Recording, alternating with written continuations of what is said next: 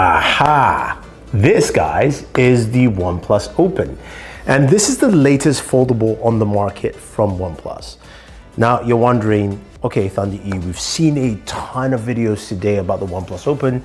Why is yours special? Well, because we're doing gaming on this device. Now, if you're joining us for the very first time, hit that subscribe button, notification icon, so you'll be notified about more videos like this. So the Open is a really cool device. I love the design of the Open. I like the wider front panel display at 6.3 inches. It's got 120 Hz refresh rate, which of course is great for us gamers, and 2800 nits brightness, super bright, so in any conditions you can actually see that. You open up into the internal display, that is about 7.3, 120 Hertz, 2800 nits brightness as well, so massive display. But one of the cool things is how little that crease is and feels on the device, which is nice to see.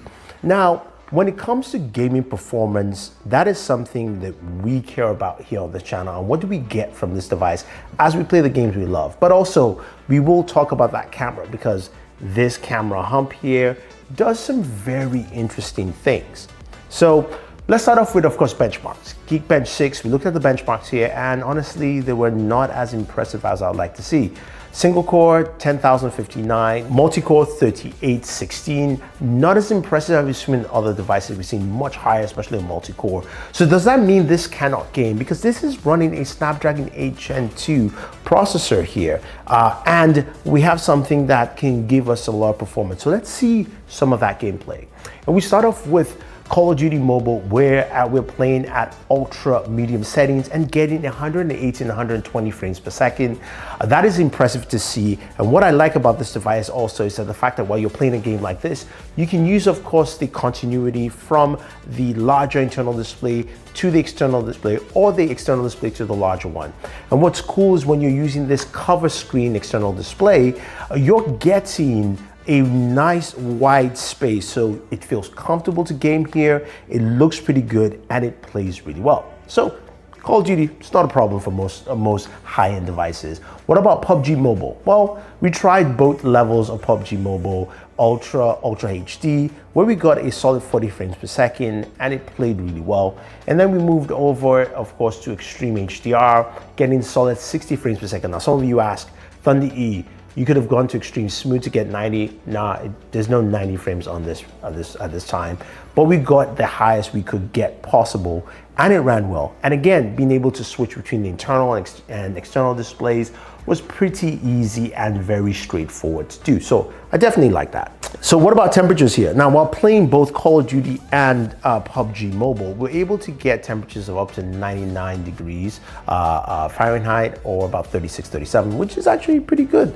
So temperatures stayed pretty cool there on that. But what about Genshin Impact?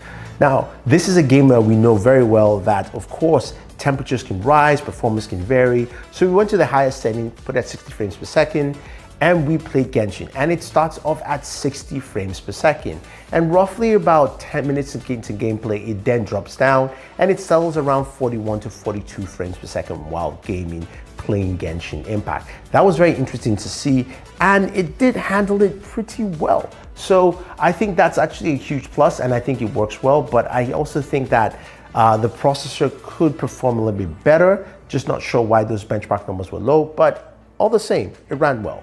Now you're going, Genshin, what about temperatures? This is where the OnePlus Open shines for that, because you've got that real estate, you've got all that stuff. You're thinking bigger display, more heat, more use of the processor. Well, we got about 105 degrees at max, which is quite impressive, around 42 degrees Celsius. So that was good to see, and I like the fact that it didn't overheat. Plus, you do have a game bench tool built into the device where you can see FPS and also do other things while you're gaming. So that's also a nice added touch for us gamers. Now, the other thing about gaming on a device like this is that you have, of course, better speakers overall. So how do the speakers sound when you're gaming, and also how do they sound when you're watching content?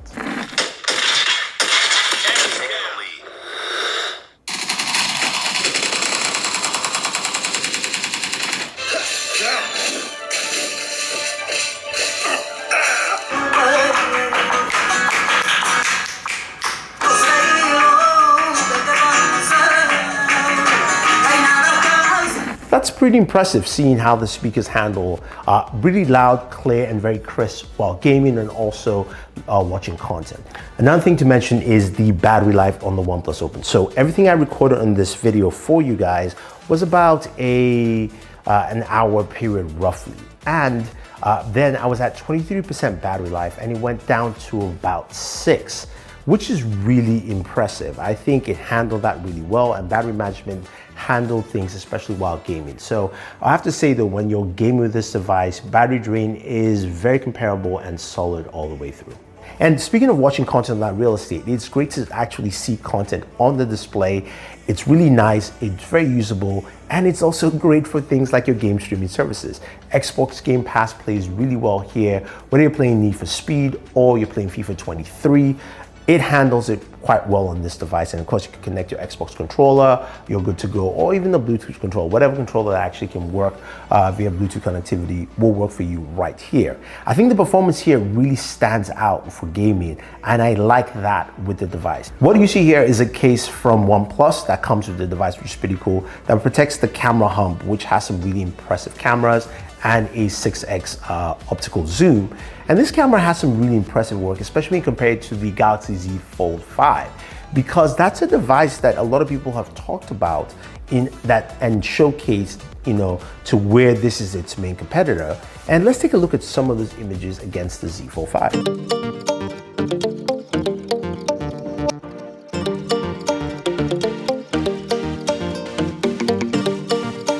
Quite impressive. But honestly, I think OnePlus has done a lot with the imagery on this device with Hasselblad, where as you're looking at the photos I've taken, we had an event with OnePlus, we saw how well this thing does in low light conditions, very difficult conditions that the camera should not be handling well, and it does a really good job. Even video as well, it does a really solid job at that. I had my buddy Tusef in town, and we got to do some window shopping for, of course, vintage watches in Chinatown, which is pretty cool. But you can see how well this actually handles that kind of content overall.